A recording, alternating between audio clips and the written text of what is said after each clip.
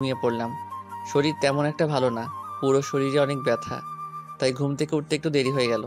কোনো রকম ভাবে রেডি হলাম কলেজে যাওয়ার জন্য। খাওয়ার টেবিলের সামনে গিয়ে দেখি আমার জন্য কোনো খাবার নেই। আমার যেই মা আমাকে ছাড়া খাবার খায়নি কখনো, সেই মা এখন আমাকে না ডেকে খাবার খেয়ে নেয়। নিজের অজান্তেই আমার চোখ দিয়ে টপ টপ করে পানি পড়তে শুরু করে দিল। নিজের চোখের পানি মুছে বের হতে যাব, এমন সময় মনে হলো কেউ আমার হাত ধরে রেখেছে। পিছনে তাকিয়ে দেখি ভাবি। ভাবি আমার হাতে একটা 100 টাকার নোট দিয়ে বলল, কলেজে যাওয়ার পথে নাস্তা করে নিও। আমি আর কিছু না বলে কলেজের উদ্দেশ্যে রওনা দিলাম। কিছুক্ষণের মধ্যে কলেজে চলে গেলাম। কলেজে গিয়ে দেখি সবাই আমার দিকে কেমনভাবে তাকিয়ে আছে। তাহলে কি শিউলি কলেজে এসে সবাইকে আমার নামে মিথ্যা কথা বলে দিয়েছে?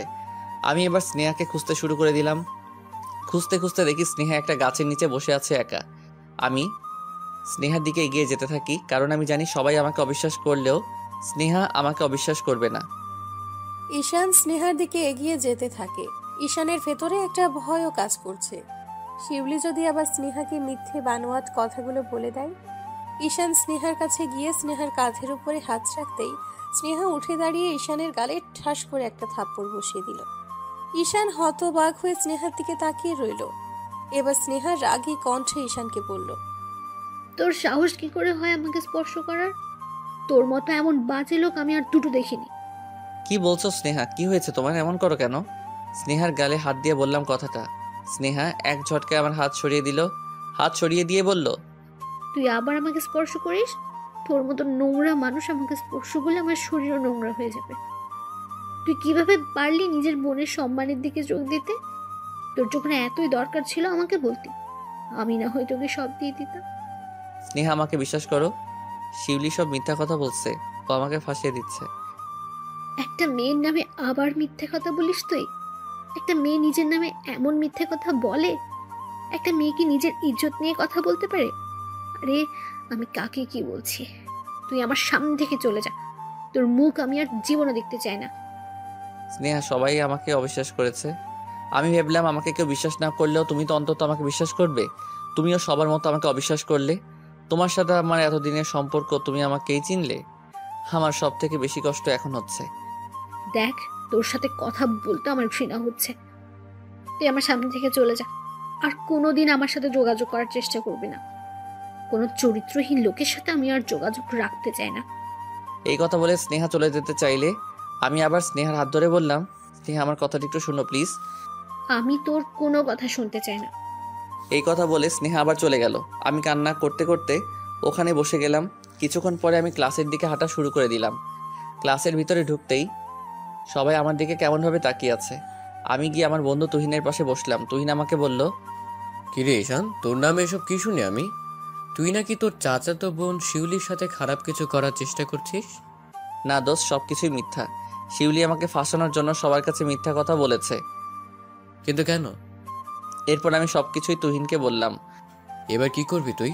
শিউলি যে সবার কাছে বলছে এসব, এখন তো সবাই তোকে খারাপ ভাবছে। আমি বুঝতে পারছি না আমি কি করব। এমন সময় ক্লাসে স্যার চলে আসে। স্যারকে দেখে সবাই দাঁড়িয়ে যায়। আমিও দাঁড়িয়ে যাই। তারপর স্যার সবাইকে বসতে বলে। একটু পরে স্যারের চোখ আমার দিকে পড়তে স্যার আমাকে দাঁড়াতে দাঁড়াতে বলল। আমিও দাঁড়িয়ে গেলাম।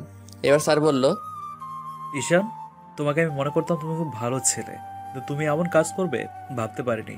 তোমার মতো ছেলেকে আমরা কিছুতেই কলেজে অ্যালাউ করতে পারি না, বলা যায় না। আবার কখন তুমি কার সাথে বাজে কাজ করার চেষ্টা করো, তুমি এক্ষুনি ক্লাস থেকে বেরিয়ে যাও। স্যারের কথা শুনে আমার চোখ দিয়ে পান বের হতে শুরু করে দিল। এমন সময় ক্লাসে স্যার চলে আসে। স্যারকে দেখে সবাই দাঁড়িয়ে যায়। আমিও দাঁড়িয়ে যাই। তারপর স্যার সবাইকে বসতে বলে। একটু পরে স্যারের চোখ আমার দিকে পড়তেই স্যার আমাকে দাঁড়াতে দাঁড়াতে বলল। আমিও দাঁড়িয়ে গেলাম। এবার স্যার বলল, ঈশান, তোমাকে আমি মনে করতাম তুমি খুব ভালো ছেলে, কিন্তু তুমি এমন কাজ করবে ভাবতে পারিনি। তোমার মতো ছেলেকে আমরা কিছুতেই কলেজে অ্যালাউ করতে পারি না, বলা যায় না। আবার কখন তুমি কার সাথে বাজে কাজ করার চেষ্টা করো, তুমি এক্ষুনি ক্লাস থেকে বেরিয়ে যাও। স্যার প্লিজ আমার সাথে এমন করবেন না। কিছুদিন পরেই আমার পরীক্ষা। আমার এতদিনের পরিশ্রম আমাকে কলেজ থেকে বের করে দিলে সব নষ্ট হয়ে যাবে। সেটা তোমার ব্যাপার। তোমার জন্য তো আমরা আমাদের কলেজের নাম খারাপ করতে পারি না। আর তোমাকে কলেজে রাখাও রিস্ক। যার কাছে নিজের বোনের ইজ্জতের মূল্য নাই, যে নিজের বোনের সতীত্ব নষ্ট করতে চায়, সে তো আবার অন্যদের উপরও নজর দিতে পারে। তুমি এক্ষুনি বের হয়ে যাও, নাহলে তোমাকে ঘাড় ধাক্কা দিয়ে বের করে দেবো। আমি আর কোনো কথা না বলে নিজের ব্যাগ নিয়ে ক্লাস থেকে বের হওয়ার সময় স্নেহার দিকে তাকালাম, কিন্তু স্নেহা আমার দিকে একটিবারও তাকালো না। নিজের অজান্তেই চোখ দিয়ে অঝরে পানি বের হতে শুরু করলো। আমি ক্লাস থেকে বেরিয়ে বাসার দিকে রওনা দিলাম। কিছুক্ষণের মধ্যে বাসায় পৌঁছে গেলাম। সোজা আমার রুমে গিয়ে ব্যাগ রেখে কান্না করতে শুরু করে দিলাম। আমার ভাবি আমার রুমে এসে দেখে আমি কান্না করছি। ভাবি এসে বলল, কি হলো, এত তাড়াতাড়ি চলে আসলে? আমি ভাবির সামনে মাথা নিচু করে বললাম, ভাবি আমাকে কলেজ থেকে বের করে দিছে। কেন? শিউলি আমার জীবনটা শেষ করে দিছে। সবাইকে বলছে আমি নাকি শিউলিকে ধর্ষণ করার চেষ্টা করেছি। আমি কি করব বুঝতে পারছি না। ভাই চিন্তা করো না, সব ঠিক হয়ে যাবে। কিভাবে কি ঠিক হবে? স্নেহা ও আমার সাথে সব সম্পর্ক শেষ করে দিছে। ও আমাকে ভুল বুঝলো। আমার কথা কেউ বিশ্বাস করেনি। আমি শুনলাম তোমার সাথে নাকি শিউলির বিয়ে ঠিক করতেছে। কি? আমি কখনো এই মেয়েকে বিয়ে করব না। দরকার হলে আমি আত্মহত্যা করব, তাও আমি কিছুতেই শিউলিকে বিয়ে করতে পারবো না। পাগল হয়ে গেলে নাকি ঈশান? এসব চিন্তা বাদ দিয়ে হাত মুখ ধুয়ে ফ্রেশ হয়ে নাও, আমি তোমার জন্য খাবার নিয়ে আসছি। এই কথা বলে ভাবি চলে গেল। একটু পরে শিউলি আমার রুমে আসে। শিউলি আমার কাছে এসে বলল, কিরে কেমন দিলাম? ভালোই ভালোই বলেছিলাম, শুনলি না। তুই কেন করলি আমার সাথে এমন? আমার জীবনটা তুই নষ্ট করে দিলি। আমি তো তোর কোনো ক্ষতি করিনি, তাহলে তুই কেন আমার এমন ক্ষতি করলি? তুই সেটা ভালো করেই জানিস। যাই হোক, এবার আমাদের বিয়ের জন্য রেডি হয়ে যা। এই কথা বলে শিউলি চলে গেল। দেখতে দেখতে রাত হয়ে গেল। আমি আমার রুমে বসে আছি। এমন সময় আমার আব্বু এসে বলল, আগামীকাল তোর আর শিউলির বিয়ে, বিয়ের প্রস্তুতি নেন। এই কথা বলে আব্বু চলে গেল। আমি কি করব বুঝতে পারছিলাম না। আমি স্নেহার ফোনে বারবার ফোন দিতে থাকি, কিন্তু স্নেহার ফোন অফ হয়ে আছে। আমার দাবি আমার রুমে আসে। আমি আমার দাদিকে জড়িয়ে ধরে কান্না করতে থাকি। এবার আমি দাদিকে বললাম, দাদি আমি শিউলিকে বিয়ে করতে পারবো না, তুমি আব্বুকে বলো প্লিজ। তুই তো তোর আব্বুকে খুব ভালো করে চিনিস, ও যেটা বলবে সেটাই করবে। কি আর করবি, বিয়েতে রাজি হয়ে যা। এই কথা বলে দাদি আমার মাথায় হাত বুলিয়ে চলে গেল। ঈশান বুঝতে পারছে না কি করবে সে। একদিকে স্নেহার ফোন অফ। একটু পরে ঈশান ঘুমিয়ে পড়ে। সকালে ঘুম থেকে উঠে দেখে বিয়ের সব কিছুই করা হচ্ছে। পাশে তাকিয়ে দেখে ঈশানের জন্য পাঞ্জাবি রাখা। ঈশান পাঞ্জাবিটা হাতে নিয়ে কান্না করতে থাকে। কিভাবে সে শিউলিকে বিয়ে করে তার সাথে সারা জীবন কাটাবে? যে মেয়েটা তার নামে এমন একটা মিথ্যে অপবাদ দিল, যার কারণে ঈশান আজ সবার কাছে অবহেলার পাত্র হয়ে আছে। ঈশান পাঞ্জাবি হাতে নিয়ে কান্না করতে করতে বসে গেল। এমন সময় ঈশানের ভাবি তার রুমে এসে দেখে ঈশান কান্না করছে। ঈশান তার ভাবিকে দেখে চোখের পানি মুছে বসে থাকে। ভাবি এবার ঈশানের কাছে এসে বলল, ভাই আমি বুঝতে পারছি তোমার অনেক কষ্ট হচ্ছে। ভাবি আমি কি করব? আমি কিভাবে শিউলিকে বিয়ে করব? যে মেয়েকে আমি ছোট থেকে নিজের বোনের মতো জানতাম, সে আমার নামে এত বড় একটা মিথ্যা অপবাদ দিয়ে দিল। ভাই তুমি একটা কাজ করো, কি কাজ?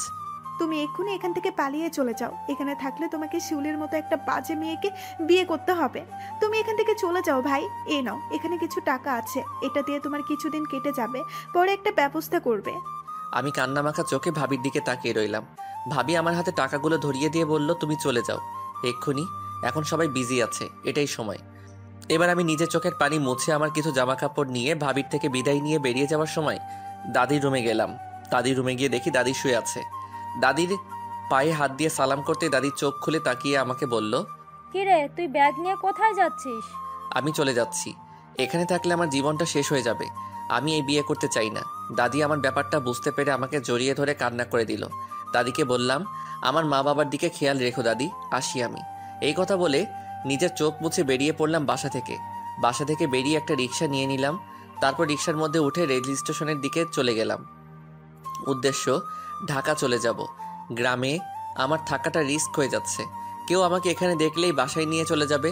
একটা টিকিট কেটে নিলাম। এবার আমি ট্রেনের অপেক্ষা করে বসে আছি, মনের ভিতরে অজানা ভয়। টিকিট তো কেটে নিলাম, কিন্তু আমি যাবোটা কোথায়? ঢাকা তো আমার পরিচিত কেউ নেই, আর ঢাকা কখনো যাইনি।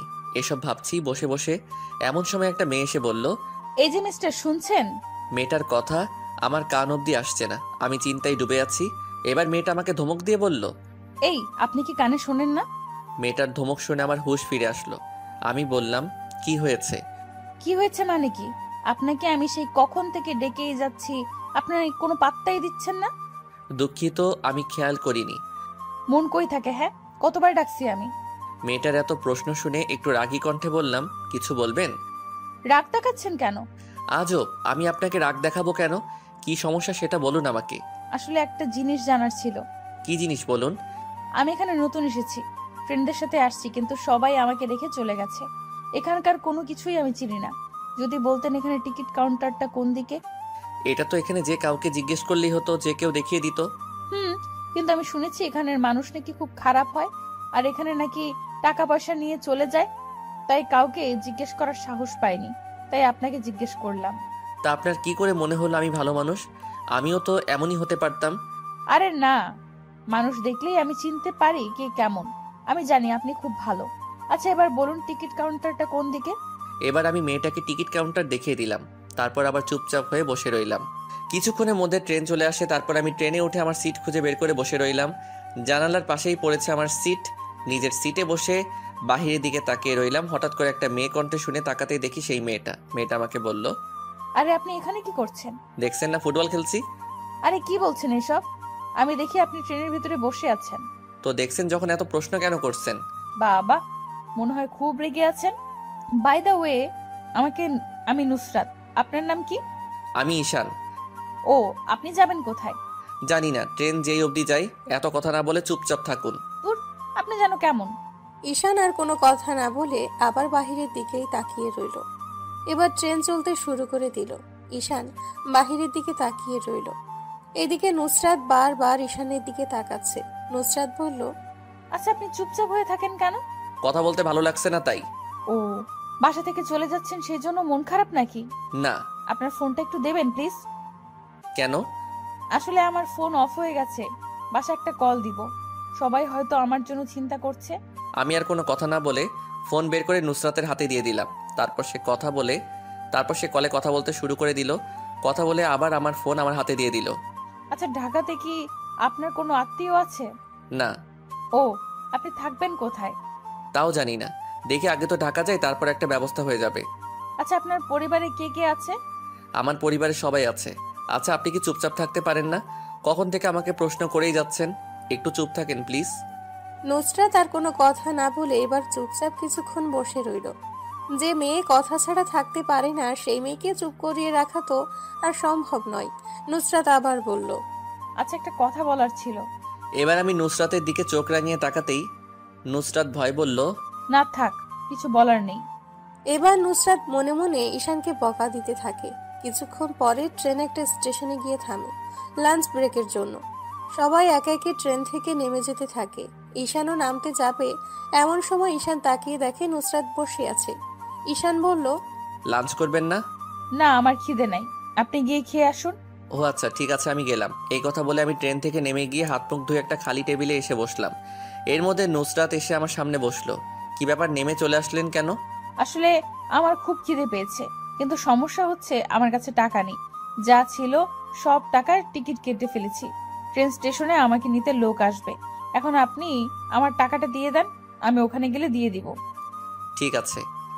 এবার দুজনে খাওয়া দাওয়া করে ট্রেনে উঠে বসে। আবার ট্রেনের উপরে উঠে নিজের সিটে উপরে গিয়ে বসে। ট্রেনের মধ্যে উঠে ঈশান বাহিরের দিকে তাকিয়ে থাকে। নুসরাত এবার ঈশানকে বলল, চিন্তা করতে হবে না, আমি ট্রেন থেকে নেমেই আপনার টাকা দিয়ে দেব। ঈশান মনে মনে বলতে থাকে, কি মেয়ের পাল্লাই পড়লাম রে, মেয়েটা একটু চুপচাপ থাকতে পারে না? একটা মানুষ কিভাবে এত কথা বলতে পারে? এমন সময় ভাবি কল দিল। তাড়াতাড়ি করে ফোন রিসিভ করলাম। ভাবি বলল, ঈশান, ঢাকা পৌঁছে গেছো নাকি? না ভাবি, এখনো ট্রেনে আছি, কিছুক্ষণের মধ্যেই পৌঁছে যাব। আচ্ছা, সাবধানে থেকো, তোমাকে সবাই খোঁজাখুঁজি করছে, অনেক ঝামেলা হচ্ছে এখানে। আর হ্যাঁ, আমি তোমাকে লুকিয়ে ফোন দিয়েছি, ঢাকা পৌঁছে আমাকে ফোন দিবে। আর যদি কোনো টাকার প্রয়োজন হয় আমাকে অবশ্যই বলবে, একদম লজ্জা পাবে না ভাই, ঠিক আছে?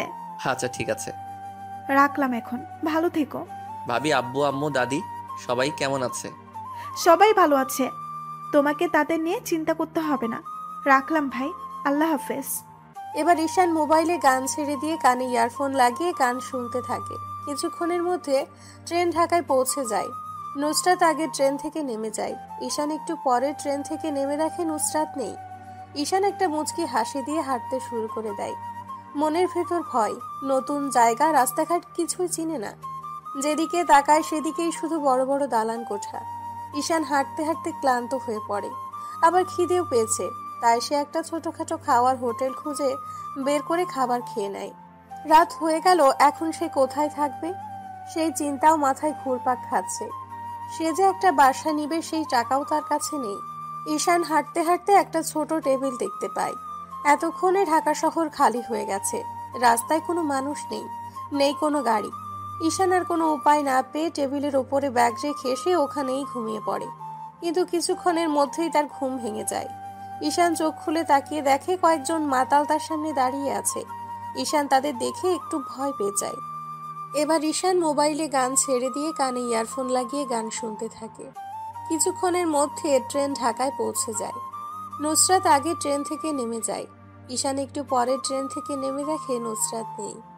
ঈশান একটা মুচকি হাসি দিয়ে হাঁটতে শুরু করে দেয়। মনের ভেতর ভয়, নতুন জায়গা, রাস্তাঘাট কিছু চিনে না। যেদিকেই তাকায় সেদিকেই শুধু বড় বড় দালান কোঠা। ঈশান হাঁটতে হাঁটতে ক্লান্ত হয়ে পড়ে, আবার খিদেও পেয়েছে। তাই সে একটা ছোটখাটো খাওয়ার হোটেল খুঁজে বের করে খাবার খেয়ে নেয়।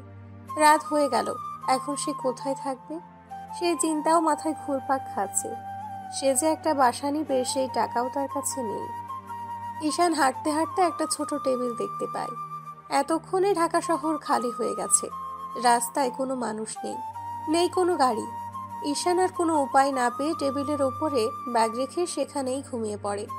কিন্তু কিছুক্ষণের মধ্যেই তার ঘুম ভেঙে যায়। ঈশান চোখ খুলে তাকিয়ে দেখে কয়েকজন মাতাল তার সামনে দাঁড়িয়ে আছে। ঈশান তাদের দেখে একটু ভয় পেয়ে যায়। একজন মাতাল বলল, কিরে, তোর বাসা কোথায়? বাসায় না গিয়ে এখানে কি করিস? ঢাকা শহরে আমার কেউ নেই, আমি আজকে প্রথম ঢাকা আসছি, তেমন কিছুই চিনি না। কোনো বাসা না পেয়ে এখানেই ঘুমিয়ে আছি। একজন একজনের দিকে তাকিয়ে মুচকি মুচকি হাসতে থাকে। তারা মনে মনে ভাবছে একটা মুরগি পেয়ে গেলাম। একজন বলল, তোর ব্যাগের ভিতর কি আছে, বের কর। ভাই, আমার ব্যাগে জামা কাপড় ছাড়া আর কিছুই নেই। একজন একটা চাকু বের করে বলল, তোর কাছে কি কি আছে সব আমাদের দিয়ে দে। চাকু দেখে আমি একটু ভয় পেয়ে গেলাম। আমি তাদের কাছে হাত জোর করে কান্না মাখা গলায় বললাম, দেখুন, আমি এখানে নতুন, আর আমি বাসা থেকে পালিয়ে আসছি। তাদের মধ্যে একজন সবাইকে থামিয়ে দিয়ে বলল, তুই পালিয়ে আসলে কেন? বাসায় কি কোনো সমস্যা হয়েছে? এবার আমি সব ঘটনা তাদেরকে খুলে বললাম। একজন আমার কথা শুনে চোখের পানি পড়তে শুরু করে। সে আমাকে বলল, তোমার মতো আমিও পরিবারে অবহেলা পেয়ে আজ বাড়ি ছাড়া হয়েছি। তোমার কষ্ট আমি বুঝতে পারছি। রাতের খাবার খেয়েছো? জি ভাই। শোনো, এখানে কোনো সমস্যা হলে আমাকে জানাবে, ঠিক আছে? আর এই নাও, এখানে কিছু টাকা আছে, তোমার কাজে লাগবে। আমি আসি। আমার হাতে কিছু টাকা দিয়ে চলে গেল। আমি আবার ওখানেই ঘুমিয়ে পড়ি। গাড়ির শব্দ শুনে আমার ঘুমটা ভেঙে যায়। চোখ খুলে দেখি সকাল হয়ে গেছে, কিন্তু আমার ব্যাগটা আর নেই। আশেপাশে আমার ব্যাগ খুঁজতে থাকি, কিন্তু ব্যাগ খুঁজে পাচ্ছি না। আমার আর বুঝতে বাকি রইল না যে কেউ নিয়ে গেছে আমার ব্যাগ। এবার হাঁটতে শুরু করে দিলাম। এখন আমার কাছে গায়ের জামা কাপড় ছাড়া আর কিছুই নেই। একটা দোকানে গিয়ে নাস্তা করলাম। নাস্তা শেষ করে আবার হাঁটতে শুরু করে দিলাম অজানা পথের উদ্দেশ্যে। একটু সামনে যেতেই দেখি একটা বাচ্চা ছেলে ফুটবল নিয়ে খেলা করছে রাস্তার মধ্যে। হঠাৎ করে দেখি একটা গাড়ি খুব দ্রুত গতিতে ছুটে আসছে। আমি বাচ্চাকে কয়েকটা ডাক দিলাম, কিন্তু সে খেলা করেই যাচ্ছে। আমি আর কোনো চিন্তা না করে এক দৌড় দিলাম। গাড়িটাও বাচ্চাটার খুব কাছে চলে আসে। আমি তাড়াতাড়ি করে বাচ্চাটাকে রাস্তার সাইডে নিয়ে যেতেই আমি ধাক্কা খেলাম একটা পিলারের সাথে। আমার কপাল ফেটে রক্ত বের হয়ে যেতে থাকে, আর আমি সেখানেই অজ্ঞান হয়ে পড়ি। আমার আর কোনো কিছুই মনে নাই। জ্ঞান ফিরতেই নিজেকে হাসপাতালের বেডের উপরে আবিষ্কার করলাম। পাশে তাকিয়ে আমি হতবাক হয়ে গেলাম। আমার সামনে দাঁড়িয়ে আছে সেই মেয়েটি যার সাথে আমার ট্রেনের মধ্যে পরিচয় হয়েছে। আমি একটু উঠে বসতে চাইলাম, তখনই কপালে একটু ব্যথা অনুভব হলো। কপালে হাত দিয়ে দেখি ব্যান্ডেজ করা।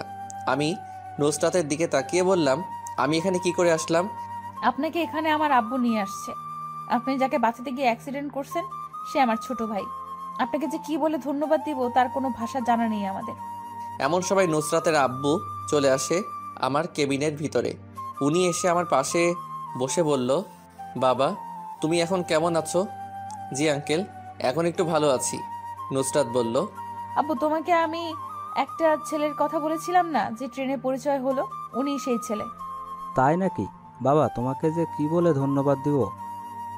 আঙ্কেল ধন্যবাদ দেওয়ার কিছু নাই, এখানে অন্য কেউ হলেও এইভাবেই এগিয়ে আসতাম। আঙ্কেল একটা কথা বলার ছিল। কি কথা বাবা? আঙ্কেল আমার ফোনটা পাচ্ছি না, ওটা কি আপনাদের কাছে? না তো বাবা, তোমাকে অজ্ঞান অবস্থায় দেখে আমি তোমাকে তাড়াতাড়ি করে হাসপাতালে নিয়ে আসছি। হয়তো ফোন কোথাও পড়ে গেছে। আচ্ছা, তোমার নাম্বারটা দাও, আমি দেখি কল যায় কিনা। এবার আমি নাম্বার দিয়ে দিলাম। আঙ্কেল ফোন দিয়ে দেখে নাম্বার অফ। বুঝতে বাকি রইল না যে মোবাইলটা কেউ নিয়ে গেছে। মন খারাপ করে বসে রইলাম আমি। আঙ্কেল বলল, বাবা চিন্তা করো না, আমি তোমাকে একটা নতুন ফোন আর সিম কিনে দিব। আঙ্কেল আমার সিমটা দরকার ছিল, ওখানে সবার নাম্বার ছিল। এখন আমি বাড়ির সবার খোঁজ কিভাবে নেব? বাবা বুঝতে পারছি আমি। আচ্ছা, তুমি যাবে কোথায়? ঢাকা তুমি কার কাছে আসছো? আমি মাথা নিচু করে বসে রইলাম। আঙ্কেল আবার বলল, কি হলো বাবা? আঙ্কেল এখানে আমার কেউ নেই, আমি এখানে নতুন এসেছি।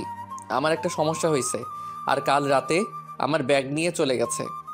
ও আচ্ছা, তা বাসায় কি সমস্যা হয়েছে বলা যাবে?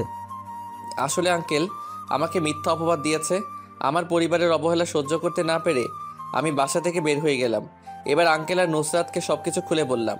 আমার কথা শুনে নুসরাত আর তার বাবার চোখে পানি চলে আসলো।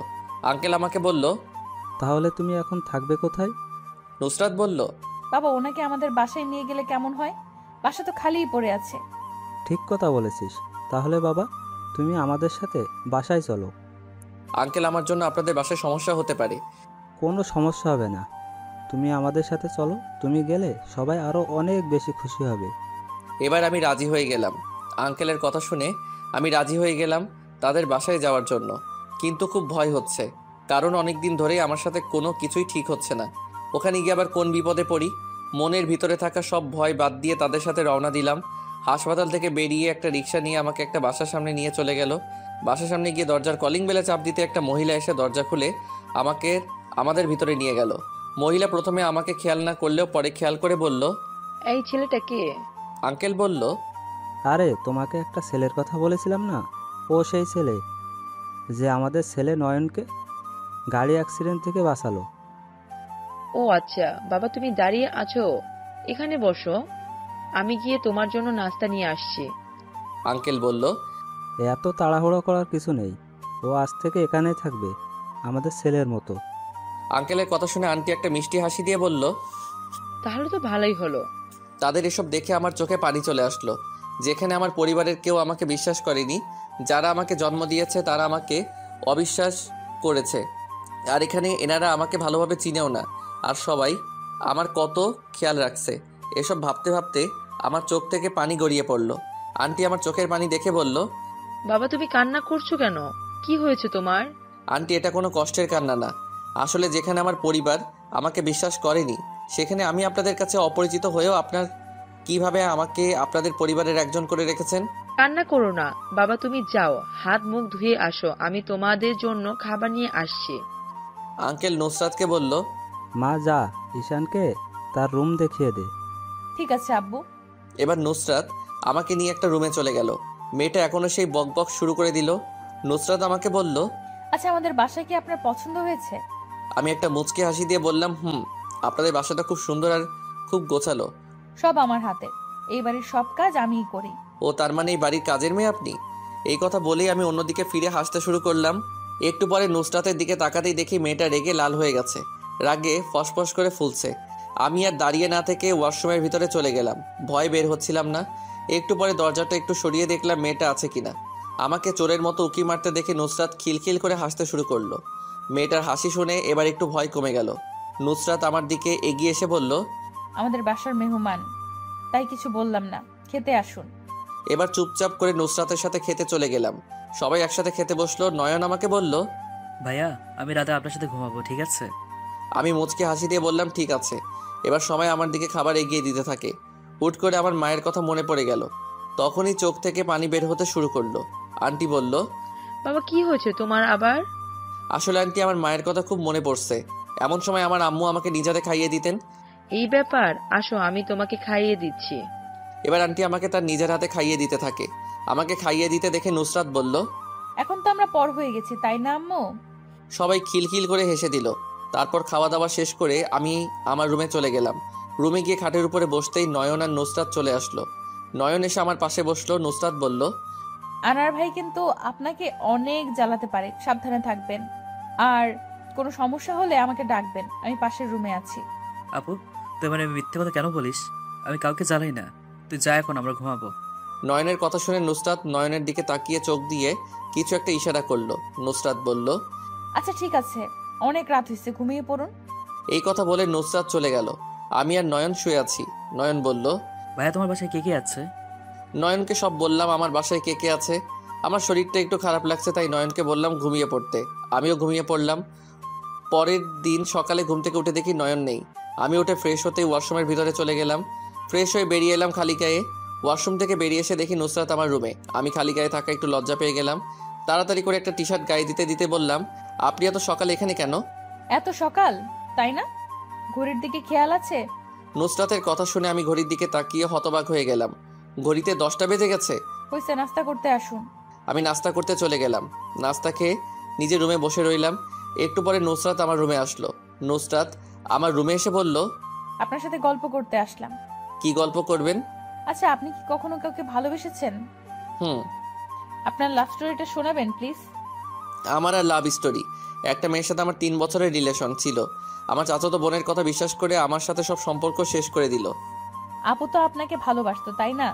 তাহলে সে আপনাকে অবিশ্বাস করলো কেন? জানি না, আমার বিশ্বাস ছিল সবাই আমাকে অবিশ্বাস করলেও স্নেহা আমাকে বিশ্বাস করবে। কিন্তু না, ও আমাকে অবিশ্বাস করলো। আমার একটা কথা শুনলো না। আমার অনেক কষ্ট হচ্ছিল। আমি তাকে অনেক রিকোয়েস্ট করি। নুসরাতকে সেদিনের সব ঘটনা খুলে বললাম। আমার কথা শুনে নুসরাতের মন খারাপ হয়ে গেল। আমিও চুপচাপ হয়ে বসে রইলাম। নুসরাত আমাকে বলল, আচ্ছা এখন আমি আসি। এই কথা বলে নুসরাত চলে গেল। এই বাসায় আমার দেখতে দেখতে 2 দিন পার হয়ে গেল। এখানে বসে থাকতে থাকতে নিজের কাছেও খুব খারাপ লাগছে। ভাবতেছি কিছু একটা করার দরকার, একটা চাকরি করব। নয়নকে বললাম আঙ্কেলকে ডেকে আনতে। নয়ন কিছুক্ষণের মধ্যেই আঙ্কেলকে নিয়ে আসলো। এই বাসায় আমার দেখতে দেখতে 2 দিন পার হয়ে গেল। এখানে বসে থাকতে থাকতে নিজের কাছেও খুব খারাপ লাগছে। ভাবতেছি কিছু একটা করার দরকার, একটা চাকরি করব। নয়নকে বললাম আঙ্কেলকে ডেকে আনতে। নয়ন কিছুক্ষণের মধ্যে আঙ্কেলকে নিয়ে আসলো। আঙ্কেল এসে বলল, বাবা কিছু বলবে? আঙ্কেল, একটা কথা বলার ছিল। আসলে বাসায় বসে থাকতে আমার ভালো লাগছে না, খুব বোরিং লাগছে। আমি চাই একটা চাকরি করতে। কি বলছো তুমি বাবা? তোমাকে কোনো চাকরি করতে হবে না। আঙ্কেল, বাসায় বসে থাকতে আমার ভালো লাগে না। আচ্ছা তুমি পড়াশোনা করছো কোন ক্লাস অবধি?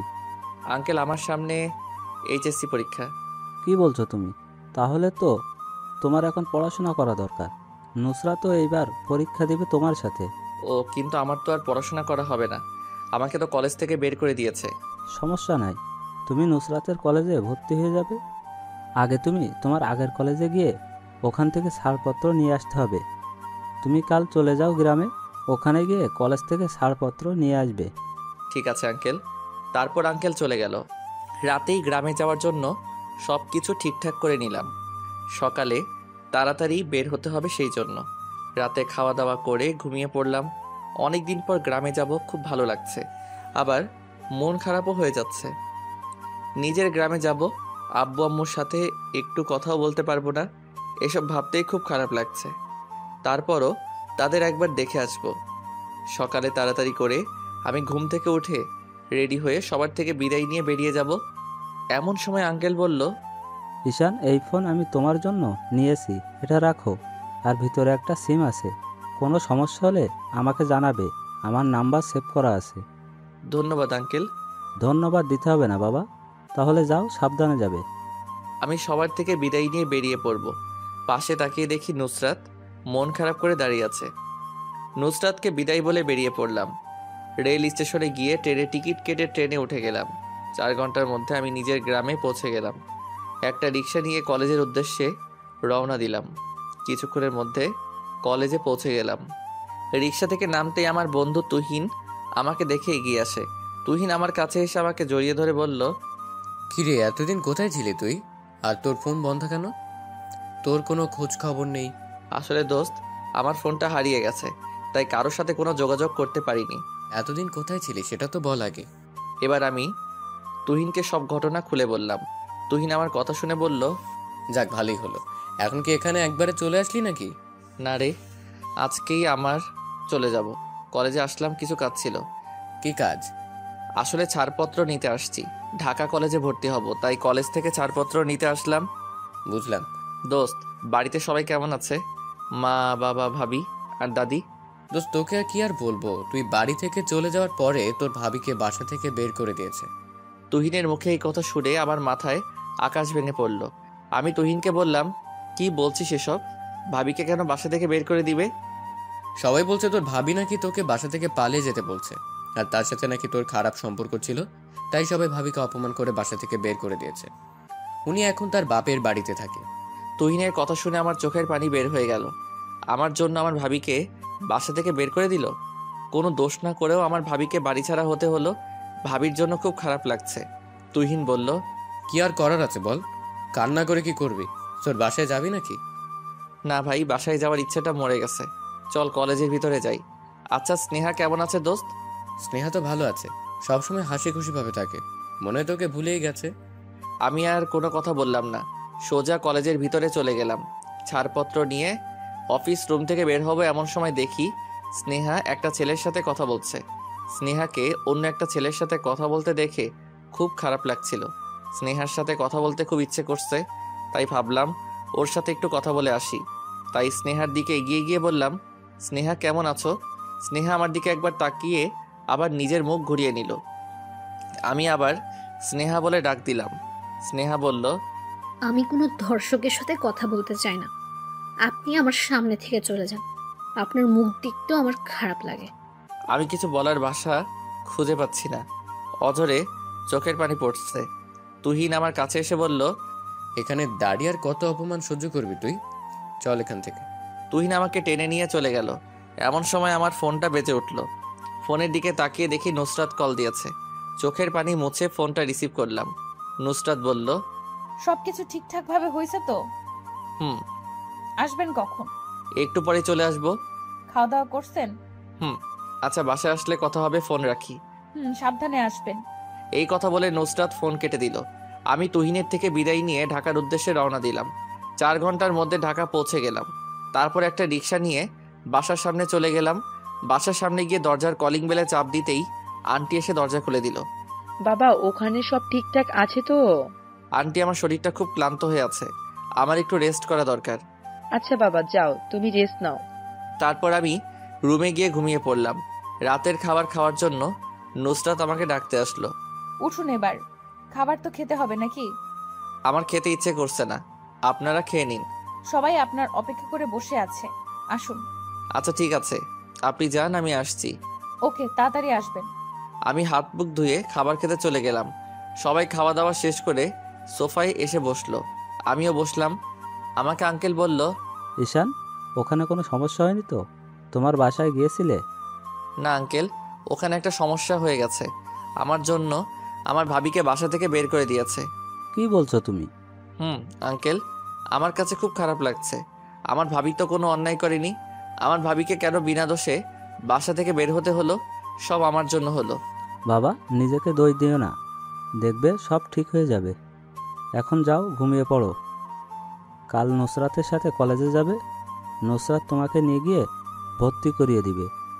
আপনাদের কি বলে যে ধন্যবাদ দেব সেটার ভাষা আমার জানা নেই। আমি তো ভাবছি আমার পড়াশোনা এখানেই শেষ হয়ে যাবে। বোকা ছেলে, আমি তো তোমার বাবারই মতো, বাবাকে ধন্যবাদ দিতে হয় নাকি? এখন রুমে চলে যাও। তারপর আমি নিজের রুমে চলে গেলাম। রুমে গিয়ে খাটের উপরে বসতেই নুসরাত আমাকে বলল, আসতে পারি? আসুন। স্নেহার সাথে দেখা হয়েছে? হুম। ও, তো কথা হয়েছে? না। কেন?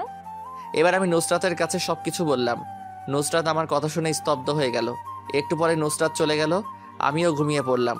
পরের দিন সকালে ঘুম থেকে উঠে কলেজে যাওয়ার জন্য রেডি হয়ে নিলাম। তারপর আমি আর নুসরাত নাস্তা করে আঙ্কেল আন্টির থেকে বিদায় নিয়ে বেরিয়ে পড়লাম। রাস্তায় গিয়ে দেখি কোনো গাড়ি নেই। অনেকক্ষণ দাঁড়িয়ে থাকার পরে একটা রিক্সা দেখতে পেলাম। রিক্সার মধ্যে আগে নুসরাত উঠে বসে।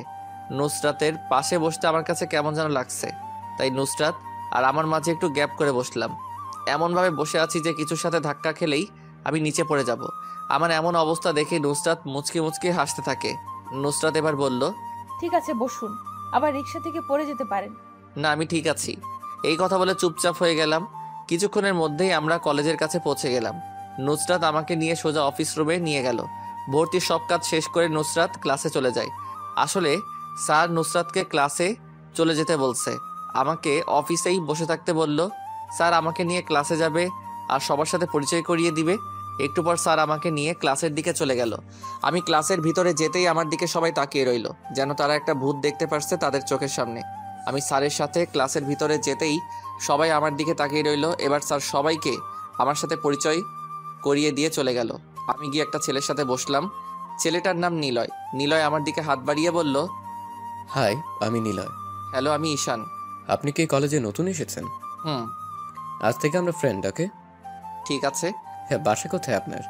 আমরা না ফ্রেন্ড তো আপনি করে বলার কিছু নাই, তুই করে বলতে পারেন। হ্যাঁ ঠিক আছে, বাসা কই তোর? আমি নিলয়কে আমার সব পরিচয় দিয়ে দিলাম। একটু পরে স্যার এসে ক্লাস শুরু করলো। স্যার আমাকে দেখে দাঁড় করিয়ে আমার পরিচয় নিয়ে নিল। স্যার নিজের ক্লাস শেষ করে চলে গেল। এবার ক্লাসের ছেলেমেয়ে সবাই আমার সাথে পরিচয় হতে আসলো। সবার সাথে একটু দূরে দাঁড়িয়ে রইল নুসরাত। একটা জিনিস খুব ভালো লাগলো, যেখানে সবাই খুব ফ্রেন্ডলি। আজকের মতো কোনো রকমভাবে ক্লাস শেষ করে আমি আর নুসরাত কলেজ থেকে বেরিয়ে হাঁটতে শুরু করলাম। নুসরাত আমাকে বলল, এই শোনেন, আপনি কিন্তু কোনো মেয়ের সাথে বেশি কথা বলতে পারবেন না বলে দিলাম। কেন? জানি না, বলবেন না বলছি, বলবেন না। আমি আর কোনো কথা বললাম না। দুজনেই বাসায় চলে গেলাম। বাসায় বসে রইলাম। এমন সময় নুসরাত আসলো আমার রুমে বই নিয়ে। নুসরাত এসে বলল, আমরা একসাথে পড়াশোনা করব। ঠিক আছে, বসেন এখানে। এই শোনেন, আপনি আমাকে আর আপনি আপনি করে বলবেন না কিন্তু। ঠিক আছে, আপনিও বলবেন না। ওকে। এবার আমরা দুজনেই পড়তে শুরু করে দিলাম। নুসরাতের পড়াশোনা দেখে আমি অবাক হলাম। ও পড়াশোনায় খুব একটা ভালো না, বারবার আমাকে প্রশ্ন করে। আমি ওকে অনেক কিছুই বুঝিয়ে দিলাম। পড়াশোনা শেষ করে খেতে চলে গেলাম। খাবার টেবিলে গিয়ে বসতে আঙ্কেল বলল, ঈশান, কলেজ পছন্দ হয়েছে? জি আঙ্কেল। তো আজকে কেমন লাগছে কলেজ? খুব ভালো লেগেছে। আজকে প্রথম দিনে অনেকের সাথে পরিচয় হলো। আমি ভাবছিলাম এখানকার ছেলে মেয়েগুলো অন্যরকম হবে, কিন্তু দেখি সবাই খুব ফ্রেন্ডলি। ভালো হলেই ভালো। আঙ্কেল, আমি যে একটা চাকরির কথা বলেছিলাম সেটা? চাকরি করতে হবে কেন তোমার? কোনো চাকরি করতে হবে না তোমাকে। তুমি শুধু মন দিয়ে পড়াশোনা করো। আঙ্কেল, আমার একটা চাকরি দরকার। আমার জন্য আপনারা আর কত করবেন? আমার নিজের কাছেও খুব খারাপ লাগে। আমাকে একটা চাকরির ব্যবস্থা করে দিলে হবে। এতই যখন চাকরি করতে চাও, তাহলে তুমি কাল থেকে আমার অফিসে যাবে। সকালে যেহেতু কলেজ আছে, দুপুরের পরে তুমি অফিসে যাবে। ধন্যবাদ আঙ্কেল। কিন্তু বাবা, তুমি এত চাপ নিতে পারবে? কয়েক মাস পরেই তো তোমার পরীক্ষা। সমস্যা নেই আঙ্কেল, আমার কোনো সমস্যা হবে না। আমি ম্যানেজ করে নিতে পারবো। আচ্ছা ঠিক আছে। খাওয়া দাওয়া শেষ করে রাতে ঘুমিয়ে পড়লাম। সকালে ঘুম থেকে উঠে কলেজে যাওয়ার জন্য রেডি হয়ে বসে রইলাম। নুসরাত একটু পরে আমার রুমে আসে। আমি আর নুসরাত বেরিয়ে পড়লাম। আজকে বাসে করেই কলেজে চলে গেলাম। আজকে একটু তাড়াতাড়ি কলেজে পৌঁছে গেলাম। নুসরাত বলল, ক্লাস শুরু হতে এখনো অনেক সময় বাকি, চলো আমরা একটু ঘুরে আসি। খাওয়া দাওয়া শেষ করে রাতে ঘুমিয়ে পড়লাম। সকালে ঘুম থেকে উঠে কলেজে যাওয়ার জন্য রেডি হয়ে বসে রইলাম। নুসরাত একটু পরে আমার রুমে আসে। আমি আর নুসরাত বেরিয়ে পড়লাম। আজকে বাসে করেই কলেজে চলে গেলাম। আজকে একটু তাড়াতাড়ি কলেজে পৌঁছে গেলাম। নুসরাত বলল, ক্লাস শুরু হতে এখনো অনেক সময় বাকি, চলো আমরা একটু ঘুরে আসি। আমিও রাজি হয়ে গেলাম। দুজনে অনেকক্ষণ হাঁটাহাঁটি করলাম। নুসরাত আমাকে বলল, আচ্ছা, তোমার কি কালার পছন্দ? আমার নীল আর কালো পছন্দ। আর তোমার? এখন থেকে এটাই আমারও পছন্দ। মানে? কিছু না। আচ্ছা, ক্লাসের সময় হয়ে এসেছে, চলো, আবার লেট হয়ে যাবে। ঠিক আছে। তারপর আমি আর নুসরাত একসাথে কলেজে চলে গেলাম। ক্লাসে গিয়ে দেখি নিলয় আমার জন্য তার পাশে জায়গা রেখে দিয়েছে। আমি গিয়ে বসে পড়লাম। নিলয় আমাকে বলল, দোস্ত, নুসরাত কি তোর গার্লফ্রেন্ড নাকি? আরে না, নুসরাত আমার ফ্রেশ শুধুই। ও আচ্ছা, দেখিস আবার ফ্রেন্ড থেকে যেন অন্য কিছু না হয়ে যায়। কি যে বলিস, ওই রকম কোনো কিছুই হবে না। কলেজে যতই যাচ্ছি ততই মানুষের সাথে পরিচয় বাড়ছে। এখানে কলেজে আমার অনেক ফ্রেন্ড হয়ে গেছে। নুসরাত এখন আর আগের মতো আমার সাথে কথাও বলে না। কলেজে আসে চুপচাপ থাকে। বাসায়ও তেমন কথা হয় না। কেন হঠাৎ করে মেয়েটা এত চুপচাপ হয়ে গেল বুঝতে পারছি না। হঠাৎ করে নুসরাতের চুপচাপ হয়ে যাওয়ার বিষয়টা কেন জানি আমার কাছে খুব খারাপ লাগছে। যেই মেয়ে সারাক্ষণ আমার সাথে বকবক করতো, সে এখন আমার সাথে কথাও বলে না। ক্লাসে গিয়ে নিলয়কে বললাম, দোস্ত, নুসরাত দেখি চুপচাপ হয়ে গেছে। কিছুই বুঝলাম না। তুই তো বোকা, কি বুঝবি? তোর কথাও আমি ঠিক বুঝলাম না। নুসরাত তোকে ভালোবাসে। তুই কি দেখিস না, তুই যখন মেয়েদের সাথে আড্ডা দিস, নুসরাত তোর দিকে কিভাবে তাকিয়ে থাকে? আরে দূর, এসব না, বাদ দে তো। আমি নিজেই নুসরাতের সাথে কথা বলবো। যেই ভাবা সেই কাজ। নুসরাতের পুরো কলেজে খুঁজতে শুরু করলাম। একটু পরেই নুসরাতকে দেখলাম একা একা মন মরা হয়ে দাঁড়িয়ে আছে। আমি নুসরাতের কাছে গিয়ে বললাম, নুসরাত, তোমার সাথে আমার কিছু কথা ছিল। কি কথা? তুমি হঠাৎ করে এমন চুপচাপ হয়ে গেলে কেন? কি হয়েছে তোমার? কই কিছু না তো। সত্যি করে বলো, কি হয়েছে তোমার? তুমি তো এমন ছিলে না আগে। যেই মেয়ে সারাক্ষণ বকবক করতো সে এখন চুপচাপ হয়ে গেল কিভাবে? তোমার জন্য তো ভালো হলো, কেউ এখন আর তোমাকে বিরক্ত করছে না, সবার সাথে সময় কাটাতে পারছো। মানে? কিছু না। আর কিছু বলবে? তোমার এসব কথার মানে আমি ঠিক বুঝলাম না নুসরাত, মানেটা আমাকে ক্লিয়ার করো। তুমি কি বোঝো না অন্য কোনো মেয়ের সাথে কথা বললে আমার খারাপ লাগে? তুমি কি বোঝো না তোমাকে অন্য কোনো মেয়ের সাথে দেখলে আমার সহ্য হয় না? তুমি কি বোঝো না আমি তোমাকে ভালোবাসি? নুসরাতের মুখে ভালোবাসার কথাটা শুনে আমার মাথায় আকাশ ভেঙে পড়ল। আমি স্তব্ধ হয়ে গেলাম। মুখ দিয়ে আর কোনো কথা বলতে পারছিলাম না। আমি আর কোনো কথা না বলে কলেজ থেকে সোজা বাসায় চলে গেলাম। বাসায় গিয়ে ভাবলাম এখান থেকে আমার চলে যাওয়াটা বেটার হবে। যারা আমাকে এখানে থাকতে দিল তাদের সাথে আমি কি করে বেইমানি করতে পারি? তারা যদি এসব জানে তারা তো আমাকে অনেক খারাপ ভাববে। আমি চাই না কারোর বিশ্বাস ভেঙে দিতে। নুসরাতকে আমারও ভালো লাগে, কিন্তু আমি চাই না আমার জন্য নুসরাতের বাবা মা কোনো কষ্ট পাক। আমি একটা চিঠি লিখে বাসা থেকে বের হয়ে চলে গেলাম, কাউকে কিছু না বলে। যেইভাবে খালি হাতে এই বাড়িতে আসছি, যেইভাবে খালি হাতে বের হয়ে গেলাম, শুধু মোবাইলটা রাখলাম। আমি আর ঢাকা থাকতে চাই না। আমি এই শহর ছেড়েই চলে যাব। তার জন্য আমি চলে গেলাম রেল স্টেশনে। অন্যদিকে নুসরাত বাসায় গিয়ে আমাকে খুঁজতে থাকে। পুরো বাসা খুঁজেও ঈশানকে কোথাও না পেয়ে নুসরাত ঈশানের রুমে আবার ফিরে আসে। এসেই দেখে খাটের ওপরে একটা চিঠি। নুসরাত দেরি না করে চিঠিটা পড়তে শুরু করে দেয়। চিঠিতে লেখা ছিল, নুসরাত, পারলে আমাকে ক্ষমা করে দিও। আঙ্কেল আন্টিকেও বলবে আমাকে ক্ষমা করে দিতে। দেখো, আমি চাইলে তোমাকে মেনে নিতে পারতাম, কিন্তু আঙ্কেল আন্টির বিশ্বাস আমি কি করে ভেঙে দিতে পারি? যারা আমাকে রাস্তা থেকে তুলে এনে তাদের বাসায় থাকতে দিয়েছে, আমি তাদের সাথে বেইমানি করতে পারি না। ক্ষমা করে দিও। আমি বাসা থেকে চলে গেলাম। নুসরাত চিঠিটা পড়ে কান্না করতে শুরু করে দেয় আর ঈশানকে ফোন দিতে থাকে, কিন্তু ঈশানের ফোন অফ।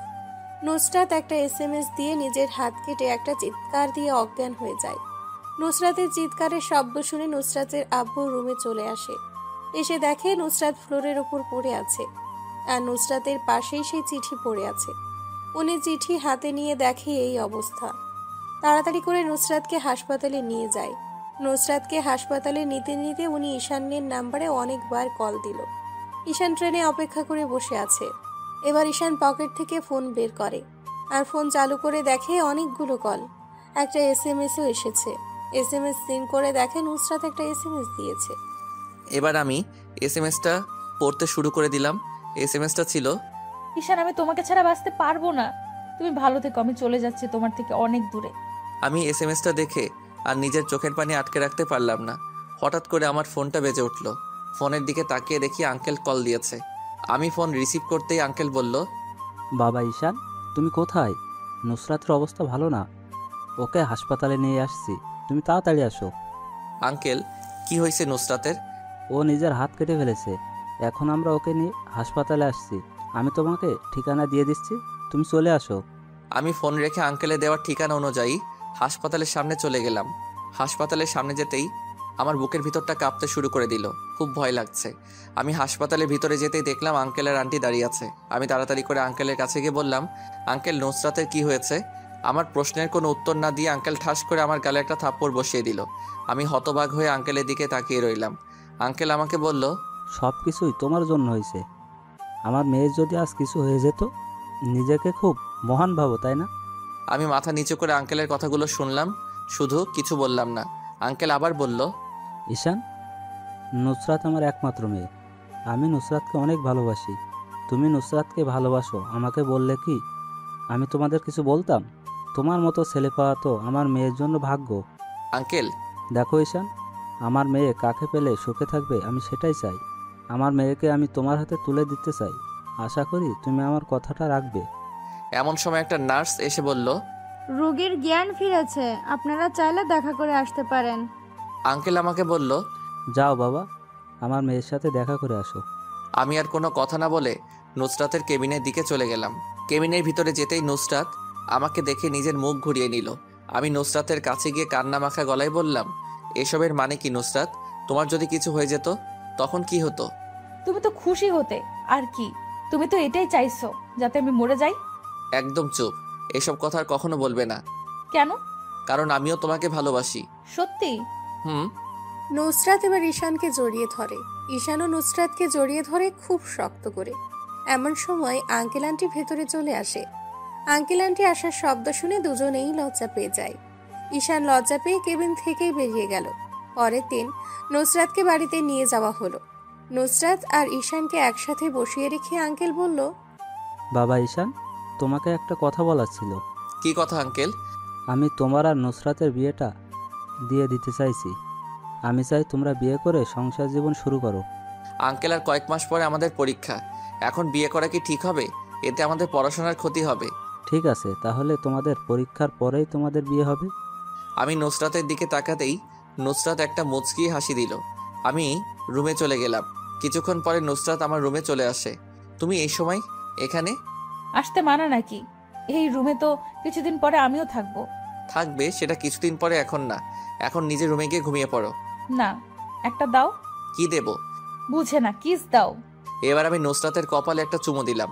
দেখতে দেখতে আমাদের পরীক্ষা চলে আসলো। খুব ভালোভাবে পরীক্ষা দিলাম দুজনেই। পরীক্ষার রেজাল্টও খুব ভালো হয়েছে আমাদের। আঙ্কেল আমার কাছে এসে বলল, ঈশান, এবার তোমাদের বিয়েটা দিয়ে দিতে চাই। আপনি যেটা ভালো বোঝেন। তুমি কি তোমার পরিবারকে জানাবে?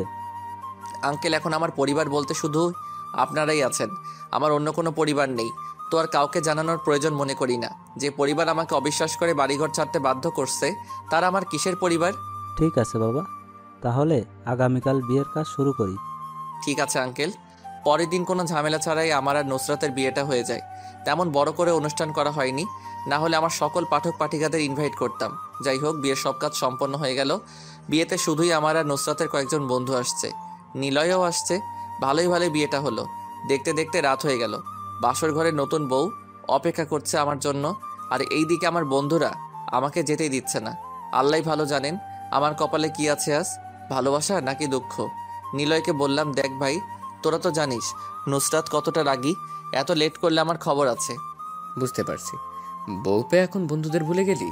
আরে ধর, কি বলিস? আসলে রাত তো অনেক হচ্ছে। ঠিক আছে, চল তোকে দিয়ে আসি। এবার ওরা আমার সাথে আমার বাসর ঘরের সামনে গিয়ে দাঁড়িয়ে গেল। দরজার মধ্যে হালকা ধাক্কা দিতেই দরজা খুলে গেল। আমার বন্ধুরা এক ধাক্কা দিয়ে আমাকে বাসর ঘরের ভিতরে ঢুকিয়ে দিয়ে বাহিরে দরজা বন্ধ করে দিল। আমিও ভিতর থেকে দরজা লক লাগিয়ে দিলাম, কারণ এইগুলোর উপরে আমার কোনো বিশ্বাস নেই। খাটের সামনে দাঁড়িয়ে রইলাম। শুনেছি বাসর ঘরে নাকি বউ এসে বরকে সালাম করে। এখন দেখে আমার বউ এখনো খাটের উপরে বসে আছে। আমি খাটের কাছে গিয়ে বললাম, এই তুমি আমাকে সালাম করলে না কেন? নুসরাত নিজে নিজে তার ঘোমটা সরিয়ে আমার পাঞ্জাবির কলার ধরে বলল, তুই এতক্ষণ কোথায় ছিলি? কখন থেকে তোর জন্য অপেক্ষা করে বসে আছি আমি। বরকে কেউ তুই করে বলে? ছি, আবার বরের কলার ধরে আছে। তোকে আমি খুন করে ফেলবো। আল্লাহ বাঁচাও, এই আমি কাকে বিয়ে করলাম? বাসরাতে হাজবেন্ডকে মারতে চাই। এবার নুসরাত রুমে লাইট অফ করে দিল। লাইট অফ করার পরে বুঝলাম কি কোন মারার কথা বলছে। বিলাই মারা। বাসরাত কি আর বলবো, দুজনেই মেতেছিলাম ভালোবাসায়, হারিয়ে গিয়েছিলাম ভালোবাসার অন্য এক দুনিয়ায়। কিছুক্ষণ পরে নুসরাত আমার বুকে মাথা রেখে ঘুমিয়ে পড়ে। আমিও ঘুমিয়ে যাই। সকালে ঘুম থেকে উঠে দেখি নুসরাত নেই। চোখে অনেক ঘুম, তাই আবার ঘুমিয়ে পড়লাম। একটু পরে কারো ডাকে ঘুমটা ভেঙে গেল। তাকিয়ে দেখি নুসরাত। আর কত ঘুমাবে তুমি? রাতে তো ঘুমাতে দাওইনি, এখনো কি ঘুমাতে দিবে না? আর ঘুমাতে হবে না, উঠো উঠো, ফ্রেশ হয়ে নাও। নুসরাতের হাত ধরে একটানে নিজের কাছে নিয়ে আসলাম। নুসরাতের কপালে একটা চুমু দিয়ে বললাম, দুজনে একসাথে আবার গোসল করব। কি বুঝো নাই? শয়তান। এই কথা বলে নুসরাত আমার থেকে নিজেকে ছাড়িয়ে রুম থেকে বাহিরে চলে গেল। আমিও উঠে ফ্রেশ হয়ে নিলাম। খাবার খাওয়ার জন্য চলে গেলাম। খাবার শুরু করব এমন সময় আঙ্কেল বলল, থুক্কু, উনি তো এখন আমার শ্বশুর। শ্বশুর যে আঙ্কেল বললে পাবলিক কি বলবে? ঈশান, আমার বয়স হয়েছে, আমি চাই এবার আমার অফিসটা তুমি সামলাও। আমি কি পারবো একা এত বড় অফিস সামলাতে? তুমিই পারবে আমার অফিস সামলাতে। ঠিক আছে। এখন অফিসে জয়েন করতে হবে না, কিছুদিন যাক, তারপর অফিসে জয়েন হবে। ঠিক আছে আঙ্কেল। নুসরাত রাগীভাবে তাকিয়ে বলল, ওটা তোমার আঙ্কেল না, শ্বশুর হবে। আর শ্বশুরকে আব্বু বলবে, ঠিক আছে? আচ্ছা ঠিক আছে। খুব ভালোভাবেই কেটে গেল আমাদের কিছুদিন। নুসরাতের সাথে অনেক ঘোরাঘুরি করলাম। আমি অফিসের কাজে জয়েন করলাম। আব্বু আমাকে সবার সাথে পরিচয় করিয়ে দিলেন অফিসের বস হিসেবে। দেখতে দেখতে কয়েকটা মাস কেটে গেল। হঠাৎ করে আমার বন্ধু নিলয় আমাকে ফোন করে বলল সে আমাদের বাসায় এসেছে। তো আমি অফিসের কাজ শেষ করে বাসায় চলে গেলাম। বাসায় গিয়ে দেখি নিলয় আর তার পুরো পরিবার আমার বাসায় এসে বসে আছে। আমি সবাইকে দেখে একটু অবাক হলাম। নিলয় আর তার পুরো পরিবারকে আমার বাসায় দেখে আমি একটু অবাক হয়ে গেলাম। এবার আমি তাদের সামনে যেতেই নিলয়ের আম্মু বলল, বাবা আমি তোমার কাছে আসছি। জি আন্টি, বুঝতে পারছি, কিন্তু আপনি কেন এত কষ্ট করে আসতে গেলেন? আমাকে বললেই তো আমি নিজেই চলে যেতাম আপনাদের বাসায়। আসলে বাবা আমি তোমাকে দাওয়াত করতে আসছি। কিসের দাওয়াত? নিলয়ের বিয়ে ঠিক করেছি, আগামী শুক্রবার নিলয়ের বিয়ের দিন তারিখ ঠিক করেছি, তোমাদের সবার দাওয়াত। এটার জন্য বাসায় না এসে ফোনে বললেই হতো। আর সব থেকে বড় কথা হলো, নিলয় তো আমাকে কিছুই বলল না। নিলয়কে না জানিয়ে বিয়ে ঠিক করে ফেলেছি, বিয়ের সবকিছু ঠিকঠাক করেই ওকে বললাম। তা বিয়ে কোথায় ঠিক করলেন আন্টি? গোপালগঞ্জ। গোপালগঞ্জের নাম শুনে বুকের ভিতরটা কেমন যেন কেঁপে উঠল, কারণ গোপালগঞ্জ আমার গ্রামের বাড়ি। আমি চুপচাপ হয়ে গেলাম।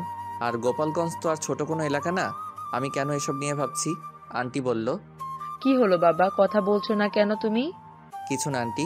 আচ্ছা ঠিক আছে, বসেন, খাবার খেয়ে একবারে যাবেন। না বাবা, আমাদের আরো কিছু কাজ আছে, কেনাকাটাও বাকি আছে এখনো, অন্য একদিন এসে থাকবো তোমাদের বাসায়। ঠিক আছে আন্টি। আন্টি আমাদের দাওয়াত দিয়ে চলে গেলেন। তারপর আমিও আবার অফিসের কাজ বাসায় করতে শুরু করলাম। দেখতে দেখতে বিয়ের দিন চলে আসলো। বিয়েতে বরের সাথে আমাদের সবাইকেই যেতে বলছে। তো সবাই রেডি হয়ে নিলয়ের বাসার দিকে চলে গেলাম। আমরা যাওয়ার কিছুক্ষণ পরেই সবাই কনের বাড়ি যাওয়ার জন্য রেডি হয়ে যায়। কিছুক্ষণের মধ্যেই গাড়ি ছেড়ে দেয়। রাস্তা যতই এগোচ্ছে ততই আমার কাছে কেমন যেন লাগছে। কতদিন পরে নিজের গ্রামে যাচ্ছি, কিন্তু পরিবারের কারোর সাথেই দেখা হবে না। আমি চাই তাদের সাথে যেন আমার আর কোনো দেখা না হোক। 4 ঘন্টা পরে আমরা গোপালগঞ্জ পৌঁছে গেলাম। গাড়ি এবার যতই যাচ্ছে মনে হচ্ছে গাড়ি আমার বাড়ির দিকে যাচ্ছে। সেই পরিচিত রাস্তা, পরিচিত গাছপালা। কিছুক্ষণ পরে দেখি গাড়ি আমার বাসার সামনে গিয়ে দাঁড়ালো। তখন আমার বুকের ভিতর কেঁপে উঠল। তাহলে শেষে আমি আমার বাড়িতে চলে আসলাম। কিন্তু এই বাড়িতে মেয়ে তো শিউলি ছাড়া আর কেউ নাই। তাহলে কি নিলয়ের বিয়ে শিউলির সাথে হচ্ছে? আমি ভিতরে গেলে তো সবাই সব কিছুই জেনে যাবে, হয়তো বিয়েটাও ভেঙে যাবে। আমি চাই না আমার জন্য আর কারোর কোনো ক্ষতি হোক। এমনি আমার জন্য সবাই একবার অনেক কষ্ট পেয়েছে। আমি আর চাই না আমার জন্য আর কারো কোনো ক্ষতি হোক। আমি গাড়ির ভিতরে বসে রইলাম। সবাই গাড়ি থেকে নেমে গেল। আমি গাড়ি থেকে নামছি না দেখে নুসরাত আমাকে বলল, কি হলো, গাড়ি থেকে নামছো না কেন? আর তখন থেকে দেখছি তুমি জানো কিছু একটা নিয়ে চিন্তিত। কি হয়েছে তোমার, বলবে একটু? তোমাকে এমন দেখাচ্ছে কেন? কিছু হয়নি, তুমি যাও, আমি আসছি। আমার কিছু কাজ আছে, কাজ শেষ করেই চলে আসছি। এখন আবার কি কাজ তোমার? তুমি যাও প্লিজ, আমি আসছি একটু পরেই। ঠিক আছে, তাড়াতাড়ি আসবে। এই কথা বলে নুসরাত চলে গেল। এবার নিলয় চলে আসলো। নিলয় এসে বলল, কিরে তুই এখনো গাড়িতে বসে আছিস কেন? আমি একটু পরে আসছি, তোরা যা। না, তোকে ছাড়া আমি ভেতরে যাচ্ছি না, তুই আমার সাথে ভেতরে যেতে হবে। তোকে ছাড়া আমি এক পাও সামনে যাব না। দোস্ত প্লিজ যা, আমি পরে আসছি। না, তুই এখন আয়, কোনো কথা বলবি না, ফার্স্ট আয়, সবাই দাঁড়িয়ে আছে আমাদের জন্য। কি আর করার, ওর জোরাজোরির কাছে হার মানলাম। তবে এক পা যতই সামনে দিচ্ছি ততই আমার হার্টবিট বেড়ে যাচ্ছে। কি হবে তা ভাবতেই খারাপ লাগছে। আমার জন্য আবার এই বিয়েটা ভেঙে যাবে না তো? একটু সামনে যেতেই দেখি আমার ভাবি দাঁড়িয়ে আছে। ভাবিকে দেখে একটু অবাক হলাম। ভাবিকে না বাসা থেকে বের করে দিয়েছে, তাহলে ভাবি এখানে কি করে এলো? তাহলে তারা কি আবার ভাবিকে নিয়ে আসছে? যাক, ভালোই হলো। তবে ভাবিকে দেখে ইচ্ছে করছে এক দৌড়ে ভাবির কাছে চলে যাই, কিন্তু আমি নিরুপায়, চাইলেও পারছি না। এবার বরযাত্রীর সাথে আমি এগোতে থাকি। আমি সবার থেকে নিজেকে আড়ালে রাখার চেষ্টা করছি। হঠাৎ করে ভাবির চোখ আমার উপরে পড়ে। ভাবি আমাকে ভালো করে চিনতে পারছে না এত মানুষের ভিড়ে। ভাবি আমার দিকে অনেকক্ষণ তাকিয়ে রইল। এবার ভাবি এক দৌড়ে আমার কাছে এসে কান্না করতে করতে বলল, ঈশান ভাই আমার, তুমি এতদিন কোথায় ছিলে? এই দিকে আমি নিশ্চুপ হয়ে দাঁড়িয়ে রইলাম। ভাবি এবার মা বাবাকে ডাকতে থাকে। অন্যদিকে সবাই হতবাক হয়ে তাকিয়ে আছে। কেউ কিছুই বুঝতে পারছে না এরা কি করে আমাকে চিনে। সবাই হতবাক হয়ে তাকিয়ে আছে। মা বাবা একসাথে চলে আসে। বাবা আমাকে দেখেই কান্না করে দিল আর আমাকে শক্ত করে জড়িয়ে ধরে বলল, বাবা তুই আমাকে ক্ষমা করে দিস, তোকে বিশ্বাস না করে তোর উপর অনেক অত্যাচার করেছি আমরা। সেই দিন তোর কথা আমাদের বিশ্বাস করা উচিত ছিল। আমার কাছে ক্ষমা চেয়ে আমাকে আর ছোট করবেন না, আমাকে আর অপরাধী বানাবেন না। এবার আম্মু আমার কাছে এসে বলল, বাবা ঈশান, আমি তোর সাথে অনেক খারাপ ব্যবহার করছি, তুই আমাকে ক্ষমা করে দিস বাবা। আমি তো একজন দর্শক, আপনারা কেন আমার কাছে ক্ষমা চাচ্ছেন? আমি তো অপরাধী। এমন সময় হঠাৎ করে কেউ আমার পায়ে ধরে কান্না করতে শুরু করে দিল। তাকিয়ে দেখি শিউলি। পা ছাড়ুন। না, আগে বল তুই আমাকে ক্ষমা করেছিস। আমি তোর সাথে অন্যায় করেছি অনেক। প্লিজ আমাকে ক্ষমা করে দে। আমি সেদিন অন্ধ হয়ে গিয়েছিলাম। প্লিজ আমাকে ক্ষমা করে দে ঈশান। আমি কিছুই বুঝতে পারছি না। আমি ভাবিকে বললাম, ভাবি কিছুই তো বুঝলাম না। আমি বলছি তুমি এই বাড়ি থেকে চলে যাওয়ার পরে আমাকেও এই বাড়ি থেকে বের করে দেয়, কিন্তু আবার কিছুদিন পরেই আমাকে ফিরিয়ে নিয়ে আসে। তারপর আমি সব সত্যি সবার সামনে নিয়ে আসি, আর শিউলিও নিজের ভুল বুঝতে পারে, আর সে সব সত্যি কথা মা বাবার কাছে বলে দেয়। সে সবার কাছে ক্ষমা চেয়ে নেয়। ও নিজের ভুল বুঝতে পারে। তুমিও ওকে ক্ষমা করে দাও ঈশান। শিউলি এখনো আমার পা ধরে কান্না করছে। আমি শিউলিকে দাঁড় করিয়ে বললাম, আমি তোকে সবসময় নিজের বোনের মতো ভালোবাসতাম, কখনো তোর দিকে খারাপ নজরে তাকাইনি। আর তুই আমাকে মিথ্যা অপবাদ দিয়ে আমার পরিবার থেকে আমাকে দূরে রাখলি। যে মা বাবা আমাকে নিয়ে গর্ব করতো তাদের কাছে আমাকে খারাপ বানিয়ে দিলি। সবার কাছে আমাকে তুই খারাপ বানিয়ে দিলি। আমি তো তোর কোনো ক্ষতি করিনি, তুই আমার জীবনটাই নষ্ট করে দিয়েছিলি। পুরো কলেজে আমার নামে মিথ্যা বলে সবার কাছে আমাকে খারাপ বানিয়েছিস। প্লিজ ঈশান, আমাকে তুই ক্ষমা করে দে ভাই। আমি জানি ক্ষমা পাওয়ার যোগ্য আমি না, তাও তোর কাছে আমি ক্ষমা চাইছি। প্লিজ আমাকে ক্ষমা করে দে ভাই। শিউলির চোখের পানি দেখে খুব খারাপ লাগছে। কেউ যখন নিজের ভুল বুঝতে পারে তখন তাকে ক্ষমা করে দেওয়া উচিত। আমি এবার শিউলির চোখের পানি মুছে দিয়ে বললাম, ঠিক আছে, তোকে আমি ক্ষমা করে দিলাম। এবার শিউলি আমাকে জড়িয়ে ধরে কান্না করতে থাকে। আমি শিউলির মাথায় হাত বুলিয়ে দিয়ে বললাম, পাগলি, এইভাবে আর কান্না করতে হবে না। এবার আমার বাবা আমার কাছে এসে বলল, বাবা, তোকে আমি কত জায়গায় খুঁজেছি কিন্তু কোথাও খুঁজে পাইনি। বাবা, তোকে আর আমরা হারাতে চাই না। তুই এবার থেকে আমাদের কাছেই থাকবি। সরি বাবা, সেটা সম্ভব না। তোমাদের উপরে আমার আর কোনো রাগ অভিমান নেই, কিন্তু এখানে থাকা আমার পক্ষে সম্ভব না। কারণ তোমরা যখন আমাকে অবহেলা করছিলে, তোমাদের অবহেলার শিকার হয়ে যখন আমি বাড়ি ছেড়ে চলে যাই, তখন আমি নতুন একটা পরিবার পাই, যেখানে আমি তোমাদের নিজের ছেলে হওয়ার পরেও আমার কথা বিশ্বাস করলে না। সেখানে একটা পরিবার আমাকে চিনে না, জানে না, তারা আমাকে তাদের পরিবারের একজন করে নিতেছে। একটা দিন তো আমার খোঁজ নাওনি, কেমন আছে ছেলেটা, এসব বলছি আর আমার চোখ দিয়ে পানি পড়ছে। তখন আমার কাঁধের উপরে হাত রাখলো নুসরাতের বাবা। আমি তাকে দেখিয়ে আমার বাবাকে বললাম, দেখো এই মানুষটাকে, উনি আমাকে কখনো দেখেওনি, কিন্তু তিনি শুধুই আমার কথা শুনে আমাকে বিশ্বাস করে তাদের বাসায়